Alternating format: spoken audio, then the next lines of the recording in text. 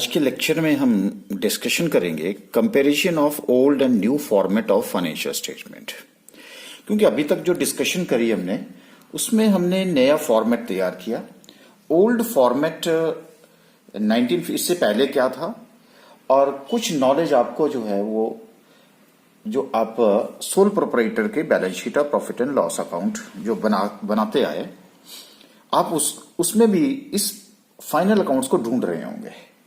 तो जब अब हमें थ्योरेटिकली पता चल गया है कि नया फॉर्मेट है क्या, बनाते कैसे हैं और इसका ट्रिक क्या है, अगर थ्योरेटिकल क्वेश्चन पूछा जाए तो अब हमें इसमें और थोड़ा सा डीप जाने की जरूरत है कि तो अब आज हम पहले कंपैरिजन करेंगे कि ओल्ड और न्यू फॉर्मेट में पहले क्या होता था, अब क्या है। देखिए पहले जो था, जो ओल्ड का मतलब यहां पे कंपनीज एक्ट 2013 से पहले जो 1956 में था उसको मैं ओल्ड बोल दूंगा और इसको मैं न्यू बोल दूंगा। Old format and new format. अच्छा, अब इसमें क्या था, ओल्ड में हमारे पास देखिए जो भी फाइनेंशियल स्टेटमेंट्स बनती थी वो शेड्यूल 6 में बनती थी। Schedule 6 of companies act 1956। New में भी क्या है, शेड्यूल 6, लेकिन डिफरेंस क्या हो गया, कंपनीज एक्ट 2013। इसका मतलब यहां पे कोई ज्यादा डिफरेंस नहीं है। ओके, अब हम पहली बात कर रहे हैं कि जो फॉर्मेट ऑफ बैलेंस शीट है, फॉर्मेट ऑफ बैलेंस शीट। पहले क्या होता था, देखिए हॉरिजेंटल फॉर्मेट और साथ में वर्टिकल फॉर्मेट। इसका मतलब क्या हुआ कि दोनों फॉर्मेट थे। अगर दोनों फॉर्मेट में थे, अच्छा पहले आप बोलेंगे कि हॉरिजेंटल क्या होता है। हॉरिजेंटल सिंपल, जिसको आप बनाते आए टी फॉर्म में होता था। अब आपने वर्टिकल सीख लिया तो वर्टिकल में क्या है, एक तरह से ये प्रीवियस ईयर की फिगर्स हैं, बस ये दो फिगर्स हैं, ये करंट ईयर का, ये प्रीवियस ईयर का, यहां पार्टिकुलर्स है, यानी कि यहां टी फॉर्मेट नहीं है। पहले भी था, लेकिन बस दिक्कत वहां क्या थी कि ये ऑप्शनल था। ऑप्शनल इन द सेंस कि आप चाहे टी फॉर्मेट में बनाओ चाहे आप वर्टिकल फॉर्मेट में बनाओ। लेकिन हम इंडिया में क्या करते थे, मैक्सिमम टाइम हम किस फॉर्मेट में बनाते थे, टी फॉर्मेट में बनाते, क्योंकि ऑप्शनल था ये। अगर ऑप्शनल है तो सिंपल सी बात है कि आप जो मर्जी बना दिए। तो सारी कंपनीज किस में बनाती थी, हॉरिजेंटल में। वर्टिकल था लेकिन उसमें नहीं बनाती थी। अब क्या हुआ कि नए फॉर्मेट में क्या हुआ, the format of balance sheet, format of balance sheet. अब हमारे पास यहां क्या हुआ कि ये मैंडेटरी हो गया। और वो मैंडेटरी क्या हो गया कि अब जो भी बैलेंस शीट बनेगी वो वर्टिकल फॉर्मेट में ही बनेगी। इसका मतलब हॉरिजेंटल यहां पे खत्म हो गया।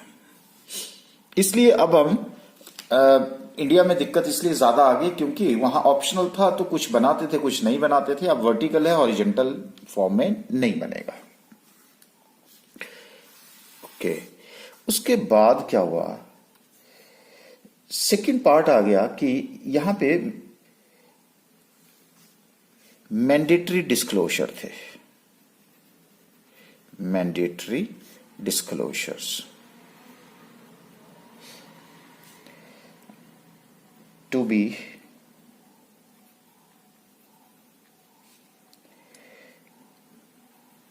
मीट इन, और पुराने को हम क्या बोलते थे, profit and loss account, profit and loss account.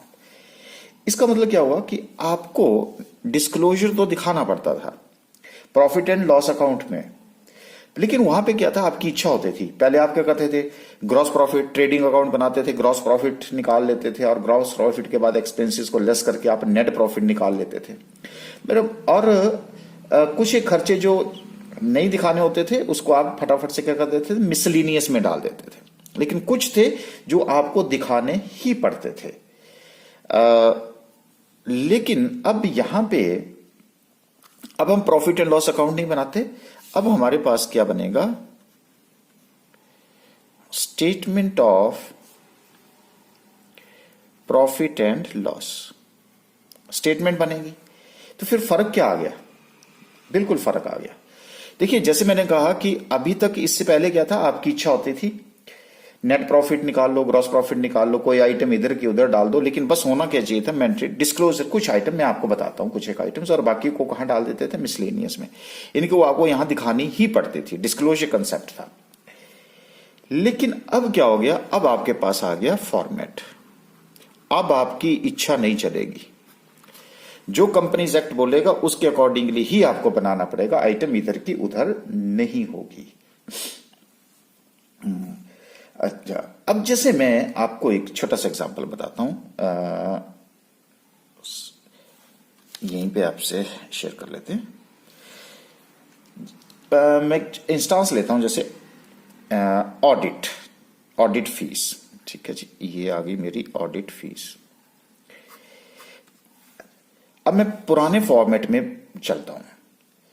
पहले भी क्या होता था कि जब आप प्रॉफिट एंड लॉस अकाउंट बना रहे हैं, तो ये प्रॉफिट एंड लॉस अकाउंट बना दिया, वहां पे आपको यहां दिखाना पड़ता था ये आपको दिखाना पड़ता था कि जी की ऑडिटर का रेमुनरेशन कितना है। ठीक है, तो ये लिख दिया मैंने ऑडिट रेमुनरेशन। लेकिन ऑडिट रेमुनरेशन में 3 बातें आपको दिखानी पड़ती थी। कौन सी? फॉर एनुअल ऑडिट, ये आपका यहां जैसे कर देता हूं, एनुअल ऑडिट इनर कॉलम में। फिर दूसरा होता था ऑडिट किसके लिए? For taxation. और तीसरा आ जाता था ऑडिट फॉर कंसल्टेंसी।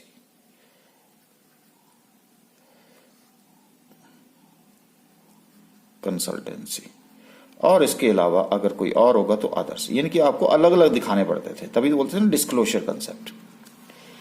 अच्छा, अब क्या हुआ, यहां ऑडिट रेमुनरेशन आ गया इनर कॉलम में, और बाहर जो है आपकी एक सिंगल फिगर आती है, लेकिन दिखाना पड़ता था आपको। ऐसा क्या था, ऐसा क्यों था, मैं आपको एक एग्जाम्पल के थ्रू इसको डिस्कस करता हूं। मान लीजिए ये मेरे पास है कंपनी ए, और कंपनी ए में मैंने ऑडिट दिखाया, क्या दिखाया कि रेमुनरेशन, ये रेमुनरेशन टू ऑडिटर्स आ गया, जिसमें मैंने एनुअल ऑडिट के मान लीजिए दे दिए मैंने 1 लाख रुपए। ठीक है, उसके बाद मैंने टैक्सेशन के दे दिए 2 लाख रुपए। फिर मैंने कंसल्टेंसी के दे दिए मैंने मान लीजिए 3 लाख रुपए। इस तरह से मैंने 6 लाख रुपए एक तरह से पे कर दिया। ये मेरी कंपनी ये आ गई।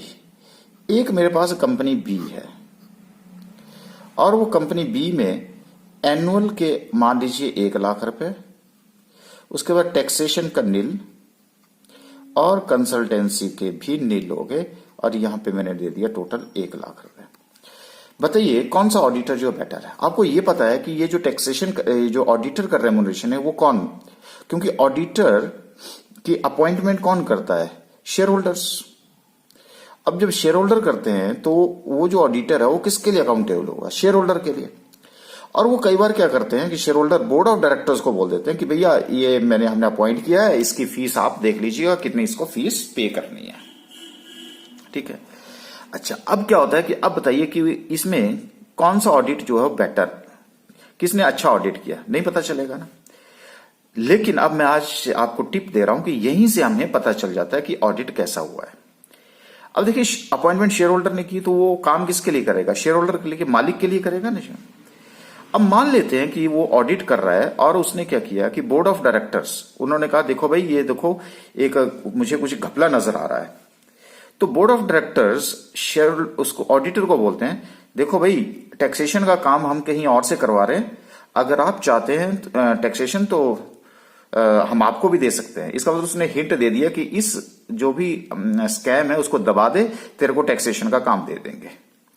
उसी तरह से क्या हुआ, ऑडिट करते करते अब फिर दोबारा से उनको एक स्कैम और नजर आया। उन्होंने कहा देखो जी, हम कंसल्टेंसी का काम किसी और ऑडिटर से करवाते हैं, आप देख लीजिएगा। इसका मतलब है वो उसको फिर हिंट दे रहा है कि तू मेरे साथ रिलेशन अच्छे रख, शेयर होल्डर्स को जाने दे, और अगर तू मेरे साथ रिलेशन अच्छे रखेगा तो मैं तेरे लिए काम करूंगा, तू मेरे लिए काम करेगा। और अगर मान लीजिए यहां पे सिर्फ ऑडिट का 1 लाख रुपए, बाकी कुछ नहीं है, तो इससे मुझे यह पता चल रहा है कि इस कंपनी का ऑडिट बेटर हुआ है, क्योंकि जो भी स्कैम वगैरह थे, कुछ भी थे, वो सीधे रिपोर्ट किसको किए गए, शेयर होल्डर को रिपोर्ट किए गए, ना कि ऑडिटर को रिपोर्ट किए गए। तो ये एक मकसद होता था कि पुराने उसमें जो था वो जो ऑडिट फीस है वो कैसे दिखानी है, तो डिस्क्लोजर कंसेप्ट हो गया। देखो नए में भी वैसा ही होगा, नए में भी सेम है, लेकिन बस फर्क कितना है कि वो नोट्स टू अकाउंट्स में जाएगा।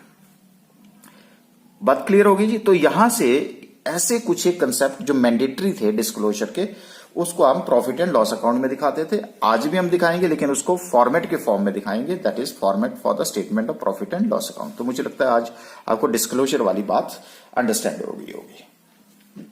अच्छा, पुराने टाइम में क्या होते थे, शेड्यूल्स होते थे।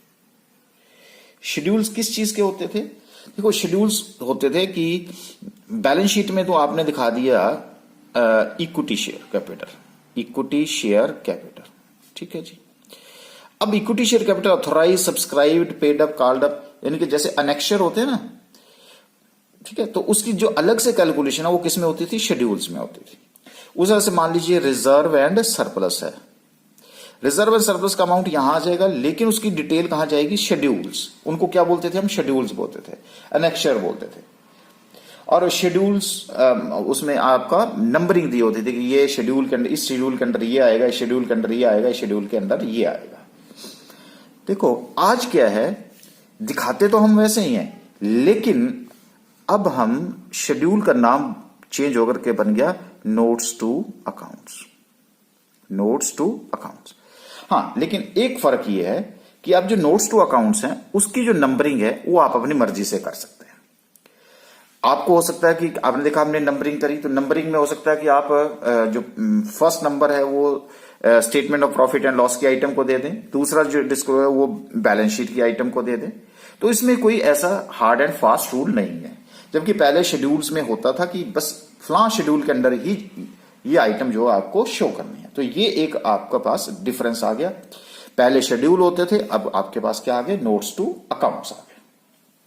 अच्छा, उसके बाद आपने देखा होगा कि कई बार हम क्या करते थे, स्टार लगा करके बैलेंस शीट के नीचे कुछ आइटम्स लिखते थे, और उनको हम क्या बोलते थे, फुट नोट्स, ठीक है।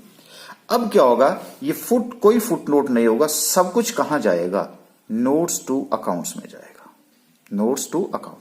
फुट नोट में ज्यादातर हम क्या लेते थे कि जी कंटीजेंट लाइबिलिटी, यही बोलते थे ना, कंटीजेंट लाइबिलिटीज बोलते थे। अब कंटीजेंट लाइबिलिटी का मतलब हो गया कि जो which depends upon the occurring of an event, जब कोई इवेंट हो जाएगा उसके बाद होती है। मान लीजिए कि अगर आपने कहा कि वो पैसे अगर नहीं देगा तो फिर मैं पैसे दूंगा, तब मेरी लाइबिलिटी अराइज हुई, गुड्स आएंगी तो मैं डिलीवर करूंगा, तो मतलब वो फ्यूचर के ऊपर डिपेंड करता है। तो उसको हम कंटीजेंट फुट नोट में दिखाते थे स्टार लगा करके, लेकिन आज हम क्या करते हैं कि उसको किस में दिखाएंगे, नोट्स टू अकाउंट्स में दिखाएंगे, फुट नोट यहां पे नहीं होगा। तो इस तरह से क्या है कि ये हमारे पास कुछ एक मेजर डिफरेंसेस आ गए। तो अगर मैं आपको कहूं कि पुराने टाइम में शेड्यूल हो गया, फुटनोट हो गया,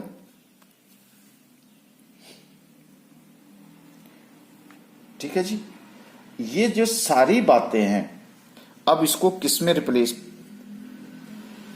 नोट्स टू, कहां चले जाएंगे, ये नोट्स टू अकाउंट में चले जाएंगे। तो इस तरह से क्या है कि अब हमने इसको थोड़ा सा डिफरेंशिएट कर दिया कि पुराने में क्या था, नए में क्या था, जिसकी वजह से अब आप क्योंकि एप्लीकेशन करेंगे हम अभी इसकी, लेकिन पहले मैं देखो जैसे एडजस्टमेंट्स हैं, एडजस्टमेंट्स एज इट इज जाएंगी जैसे एडजस्टमेंट पहले जाती रही है, वो उसमें कोई ज्यादा डिफरेंस नहीं है। अच्छा, अब क्या हुआ कि अब हमारे पास हमने जब हम स्टेटमेंट ऑफ फाइनेंशियल स्टेटमेंट में चले थे तो हमने एक आइटम करी थी कि जी उसमें एक वो होता है जी statement of profit and loss, दूसरा आपने कहा था बैलेंस शीट, और तीसरा कहा था आपने cash flow statement.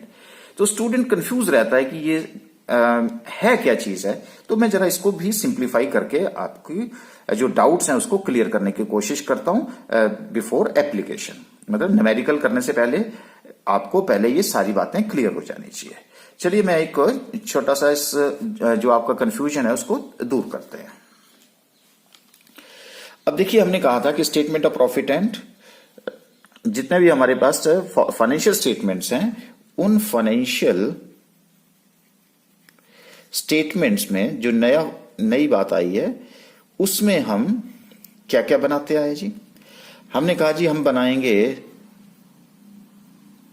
Statement of profit and loss, दूसरा आपने बोला था कि हम बनाएंगे बैलेंस शीट, और तीसरा हमने कहा था आपसे कि क्या बनेगी, कैश फ्लो स्टेटमेंट बनेगी, जिसके लिए हमारे पास अलग से चैप्टर है। लेकिन अब ये तीनों सेक्शन 129 में फाइनेंशियल स्टेटमेंट का पार्ट होता है। अब इनके बीच का जो कंफ्यूजन है वो खत्म कर देता हूं आपको। अब मान लो आपने क्या किया, सबसे पहले अब मैं उल्टा जो आप बोल रहे थे फॉर्मेट की जी, पहले प्रॉफिट एंड लॉस आना चाहिए फिर बैलेंस शीट आनी चाहिए, जबकि हमने कहा था कि लॉ से नहीं लड़ते। अब मान लेते हैं कि आप हैं मिस्टर एक्स, ठीक है जी, आप एक बिजनेस स्टार्ट करना चाहते हैं, और वो भी किस चीज का, मैन्युफैक्चरिंग का बिजनेस का। जब आप मैन्युफैक्चरिंग का बिजनेस स्टार्ट करना चाहते हैं तो आपको ये पता चला कि आप एक मशीन खरीदिए और उससे आप अपना बिजनेस कर सकते हैं। अच्छा, अब अगर आपको मशीन खरीदनी है तो आपके पास दो रास्ते हैं, या तो आपके पास ओन फंड होना चाहिए, या तो आपके पास अपना पैसा होना चाहिए, ओन मनी होना चाहिए, या फिर आप क्या करेंगे, उधार लेंगे, बोरो करेंगे। जो आप अपनी पॉकेट से पैसा लगाते हैं उसको हम क्या बोलते हैं जी, इक्विटी, और जो आप बाहर से पैसा लेते हैं उसको हम एक तरह से डेट बोलते हैं ना जी, लाइबिलिटीज बोलते हैं।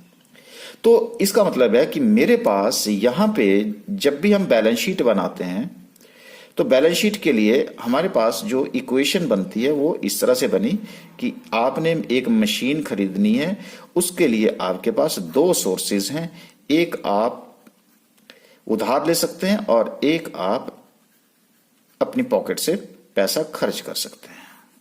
यहां तक बात क्लियर होगी। इसीलिए तो हम क्या करते हैं, एक इक्वेशन आती है और वो इक्वेशन होती है asset is equal to equity plus liability या इक्विटी प्लस डेट, ठीक है जी। तो ये जो मैंने एसेट खरीदी उसका सोर्स क्या है, अब आपको ये पढ़ना आना चाहिए बैलेंस शीट, तभी हम आगे वाले चैप्टर्स में मूव कर सकते हैं। तो ये मेरे पास ये क्या बन गया जी, बैलेंस शीट। अब आपको लॉजिक पता हो गया होगा कि बैलेंस शीट क्या बताती है जी, फाइनेंशियल पोजीशन बताती है, अब आप बोलते हैं। अब आपने क्या किया कि अब बिजनेस चल पड़ा, तो जब बिजनेस चल पड़ा तो अब आपकी मशीन क्या करेगी, अब मशीन आपकी प्रोडक्शन करेगी।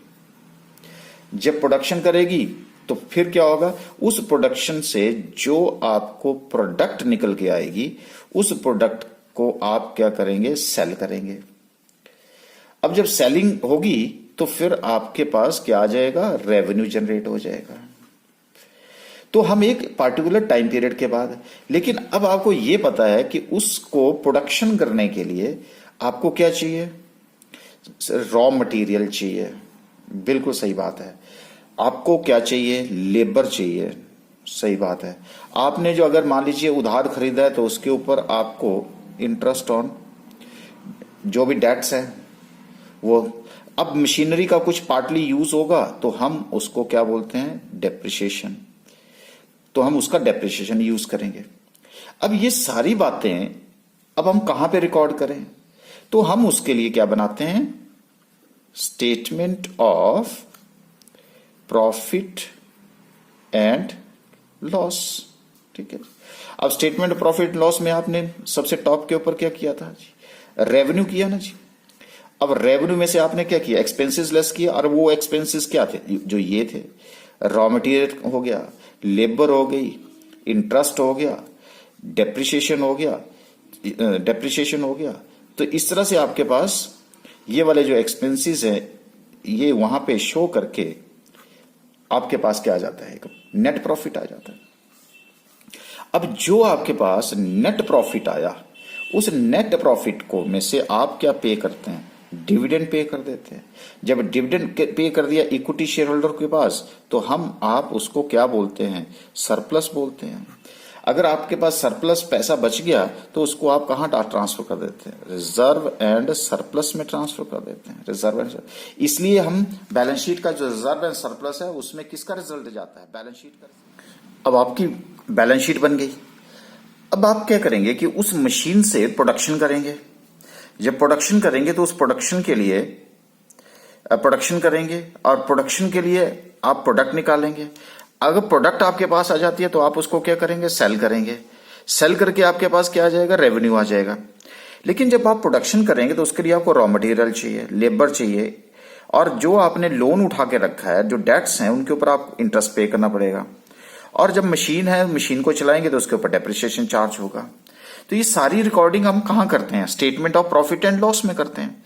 तो आपने देखा टॉप पे के ऊपर हम क्या करते थे, रेवेन्यू में से हमने जो ये एक्सपेंसेस है, रॉ मटेरियल, उसमें से लेबर, फिर इंटरेस्ट ऑन, और उसके बाद जो डेप्रिसिएशन है उसको आप लेस करते थे। लेस करने के बाद आपके पास प्रॉफिट्स आ गए, और वो जो प्रॉफिट्स आए उसमें से आपने डिविडेंड बांट दिया। जो डिविडेंड बांटने के बाद जो पैसा बच गया वो सरप्लस में चला गया, और सरप्लस के बाद जो सरप्लस वाला पैसा है वो रिजर्व एंड सरप्लस के हेडिंग के अंदर चला गया। अब हमारे पास क्या है कि जो तीसरी आइटम है, वो जो आपकी तीसरी आइटम है वो है आपके पास कैश फ्लो स्टेटमेंट। ओके, अब ये जो कैश फ्लो स्टेटमेंट है, वो कैश फ्लो स्टेटमेंट हम क्यों बनाते हैं, क्योंकि अब आपने यहां देखा कि एक गैप होता है रिकॉग्नाइजेशन, क्योंकि रियलाइजेशन कंसेप्ट है हमारे पास, और recognisation of expenditure and actual outflow of the cash. अब आप देखिए डेप्रिसिएशन है, डेप्रिसिएशन क्या आपने एक्चुअल में पे किया, नहीं किया, प्रॉफिट तो वही रहा, आउटफ्लो ऑफ कैश तो नहीं हुआ, बिजनेस में यूज हो रहा है, तो इसको हम क्या बोलते हैं, notional outflow of the cash. तभी तो हमारे पास क्या होता है कि अब हमें ये पता नहीं होता कि जो एक्चुअल इनफ्लो ऑफ कैश कितना हो रहा है और एक्चुअल आउटफ्लो ऑफ कैश कितना हो रहा है, और मेरे पास कितना कैश जो है वो बाकी बच गया है। तभी तो कई बार होता है कि आपका जो statement of profit and loss है वो सरप्लस बता रही होती है, जो आपका फंड फ्लो या कैश फ्लो स्टेटमेंट है वो आपको उसको वो नेगेटिव दिखा रही होती है। तो ऐसा क्या रीजन है, तो जब हमारे पास ये चीज नेगेटिव आ जाती है तो हम बोलते हैं कि अच्छा ओके, बिजनेस की कंडीशन जो है, बिजनेस की पोजीशन जो वो ठीक नहीं है। तो इसलिए हम क्या करते हैं कि पहले तो ये ऑप्शनल होता था, लेकिन अब हमारे पास जब भी हम ये फाइनेंशियल स्टेटमेंट बना रहे हैं तो उसमें statement of profit and loss, balance sheet और कैश फ्लो ये इंटीग्रेटेड है। ये तीनों हमें बनाने पड़ते हैं, तभी हमें एक बिजनेस की फाइनेंशियल पोजीशन और प्रॉफिटेबिलिटी पोजीशन और actual cash which is left with the business, वो तभी हमें पता चलता है। तो कई बार हम बोलते हैं ये पॉजिटिव है, नेगेटिव है, ऐसा कैसे हो सकता है। तो now I think the concept is clear. अब हम इसकी जो है वो एप्लीकेशन करेंगे, लेकिन जो कैश फ्लो स्टेटमेंट है जैसे मैंने आपको बताया, अब इसको हम एक अलग चैप्टर में डिस्कस करेंगे। लेकिन उस चैप्टर को पढ़ने से पहले आपको इसका नॉलेज होना बहुत जरूरी था कि ये तीनों बनाते क्यों हैं। तो अब हमें वहां पे आसान हो जाएगा, और बैलेंस शीट पढ़नी अब आपको यहां आ चुकी है।